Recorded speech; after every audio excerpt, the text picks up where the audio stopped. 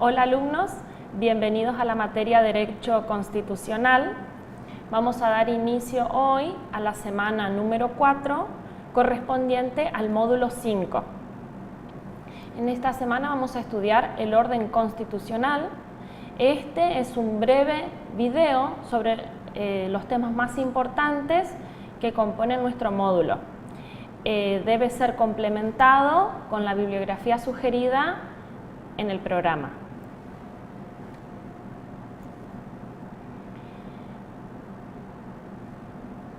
Primero, para iniciar con el orden constitucional, es importante tener en cuenta y recordar que el derecho constitucional es el sector del mundo jurídico que se ocupa de la organización fundamental del Estado. Este tema ya fue estudiado en la unidad 1, pero es importante recordarlo a los fines de abordar este tema.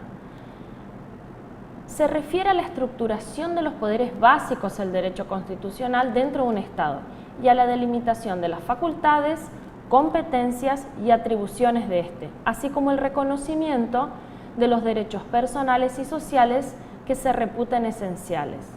Es decir, que el derecho constitucional es la causa formal del orden jurídico total de un país, al indicar quién hace las normas y cómo debe elaborarlas, al mismo tiempo que fija ciertas directrices mínimas de contenidos de esas reglas subconstitucionales. La constitución formal o escrita es jurídica, es normativa, ya que contiene normas jurídicas. Por eso, cabe decir que ese derecho es el derecho de la Constitución. De esta juridicidad que se predica de todo el texto constitucional, incluido el preámbulo y sus disposiciones transitorias, se desprende la llamada fuerza normativa. La Constitución posee en sí misma fuerza o vigor normativos, lo que significa que es exigible, obligatoria, aplicable y vinculante. Y lo es para todos, tanto para los gobernantes como para los particulares. También es importante en esta etapa recordar cuáles son los principios específicos del derecho constitucional. Si bien entre uno y otro parece una reiteración de conceptos, pero cada uno tiene su característica particular. Entonces, los principios van a ser el principio de fundamentalidad, que indica que el derecho constitucional se ocupa solamente de lo que sea esencia para la estructura y funcionamiento del Estado. Le toca así sancionar las bases del Estatuto del Poder y del Estatuto de los Derechos. Otro principio es el principio de totalidad. Hace referencia a que el derecho constitucional importa la programación de los aspectos básicos de toda la vida estatal y social. El principio de perdurabilidad. La Constitución es un instrumento constante de gobierno, destinada a perdurar regulando la evolución de la vida nacional. Por lo tanto, la Constitución no debe ocuparse de temas contingentes y accesorios. Otro principio fundamental y específico del derecho constitucional es el principio de supremacía. Quiere decir que las reglas del derecho constitucional son superiores a las normas de otras disciplinas y se completa con la tesis de la rigidez de la Constitución, en el sentido de que no puede reformarse si no es por el medio de procedimientos especiales más difíciles que el cambio de una norma común. Otro principio específico es el principio de persistencia. Explica que el derecho constitucional debe operar como herramienta para la estabilidad y supervivencia del sistema político, ya que se encuentra a su servicio. Ello impone interpretar y aplicar la Constitución no como una ley común, sino como un instrumento del gobierno. Y por último tenemos el principio de permanencia o estabilidad. Es un atributo fundamental de la Constitución, ya que su falta perdurabilidad le restará idoneidad para cumplir con su misión ordenadora, la privará de legitimidad y, consecuentemente, de su carácter de símbolo de la unidad nacional. Otro tema fundamental en esta parte de nuestra materia es la seguridad jurídica. El constitucionalismo moderno clásico ha procurado organizar al Estado en defensa de las libertades y los derechos del hombre, o sea, ha tendido a asegurar al hombre frente al Estado. Toda la armazón de este constitucionalismo se dirige a proporcionar garantías y seguridad. La propia Constitución formal se ha definido como una ley de garantías, cuyas dos partes fundamentales se caracterizan en este sentido. Una, la dogmática, que contiene la Declaración de los Derechos, y otra, la orgánica, que establece la llamada división de los poderes. El Papa Pío XII dejó definido como derecho subjetivo el derecho inalienable del hombre a la seguridad jurídica, consistente en una esfera concreta de derecho protegida contra todo ataque arbitrario. La seguridad jurídica implica una libertad sin riesgo, de modo tal que el hombre pueda organizar su vida sobre la fe en el orden jurídico existente.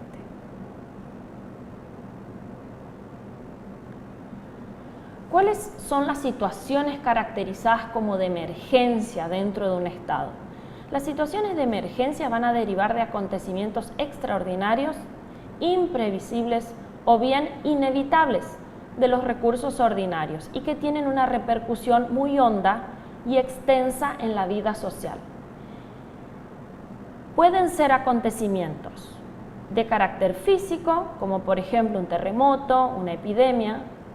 Pueden ser acontecimientos de índole económica, que son de efectos restrictivos para el derecho de propiedad consagrado por la Constitución. Así las leyes de moratoria hipotecaria y, por ejemplo, la prórroga de los arrendamientos. Y por último, los acontecimientos pueden ser políticos, como es la revolución. Lo que hace una situación que tenga aquel carácter es su modo de ser extraordinario, la gravedad, la amplitud de sus efectos y la necesidad imperiosa de establecer normas adecuadas para restablecer los intereses públicos afectados.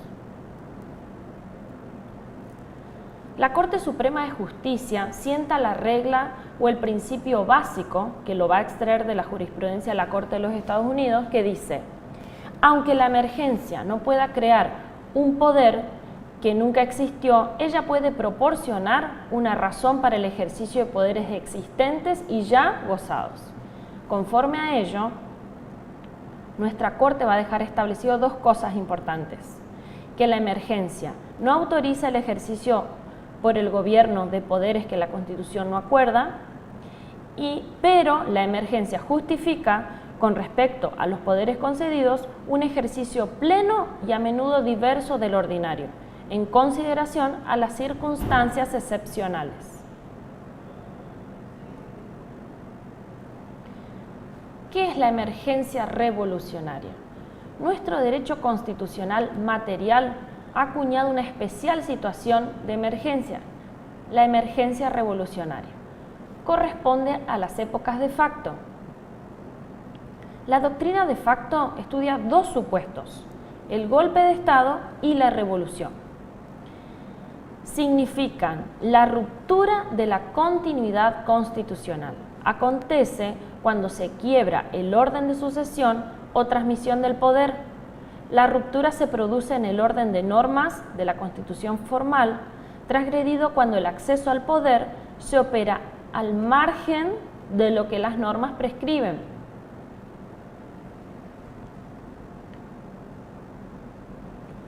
¿Cuál es la distinción entre golpe de Estado y revolución? Suele distinguirse desde la óptica constitucional en cuanto el primero se limita a cambiar los titulares del poder, dando lugar a la ocupación de éste por vías de fuerzas no previstas en la Constitución o en las leyes, mientras que la revolución involucra un cambio institucional que produce alteraciones en la estructura constitucional. La ruptura de la continuidad en la transmisión del poder provoca la ilegitimidad de origen. En la República Argentina, los gobiernos de facto en el siglo XX comenzaron en 1930, se repitieron en 1943, en el 55, en el 62, 66 y el último en 1976. El esquema más simple de la época de facto iniciada en cada una de estas fechas hace ver que el presidente de facto ha reemplazado lisa y llanamente al presidente de iure, con iguales competencias. Las cámaras del Congreso han sido disueltas, produciéndose el impedimento funcional del Congreso. El presidente de facto ha asumido las competencias del Congreso. Y por último, sobre la validez en el ejercicio de las mismas, la jurisprudencia de la Corte ha sido variable. Los dos últimos periodos de facto fueron muy largos, de 1966 a 1973 y el último de 1976 al año 1983.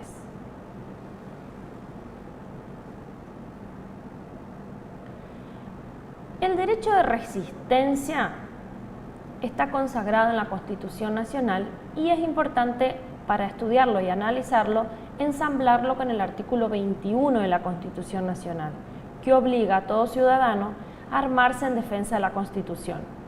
Tiene un contenido mínimo y esencial que proviene directamente de la Constitución Nacional y es la defensa de la Constitución.